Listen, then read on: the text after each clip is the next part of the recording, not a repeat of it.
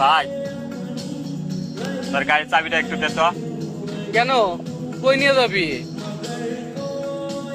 আরে আমার একটু হাসপাতাল নিয়ে যাওয়া লাগবে। ও আচ্ছা, শোন, তুই গাড়ি নিয়ে যা, কিন্তু গাড়ির তেল ভরিস। তুই গাড়ি নিয়ে গেলে গাড়িতে কিন্তু তেল ভরস না। গাড়ি তেল দিয়ে চলে, পানি দিয়ে না। ওহো, তোর কথা শুনে মনে হচ্ছে আজকে আমার নতুন গাড়ি কেনা লাগবে। তেল কেনার টাকা নাই, শালা বলে আবার নতুন গাড়ি কিনবো। হয়েছে, থাম। শালা তোর মতো বন্ধু থাকা থেকে না থাকাই ভালো। আরে বেটা, আমি তো মজা করতেছিলাম, তুই তো সিরিয়াস হয়ে দেখিস। এই নে গাড়ির চাবি। লাগবে না তোর চাবি, ধর। আজকের পরের থেকে তোর চেহারাও আর আমাকে দেখাবি না।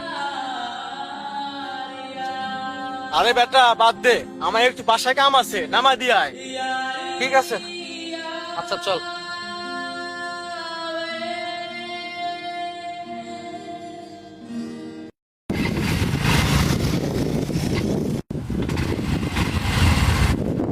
কি রে, তোর গাড়ি কি হইলো? আরে বেটা, গাড়ি স্টার্ট হইতেছে না। আরে বেটা তো পেলাম না, বাসায় আমার কাম আছে। দাঁড়া, মোস্তাকিম একটা ফোন দিই। আরে বেটা তুই না একটু আগে বস্তা কিনে অপহরণ করলি, তোর কি মনে হয় কত লেগে আসবো? আরে ভাই, ও আসবে। হ্যালো। আরে বেটা আমি জানি ও আর আসবো না, আমার এমনিতে দেরি হচ্ছে, তুই থাক তোর ভাঙাই নিয়ে, আমি গেলাম।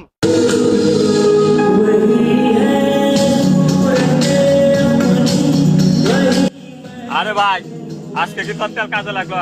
চল গাড়িটা ধাক্কায় গ্যারেজে নিয়ে যাই।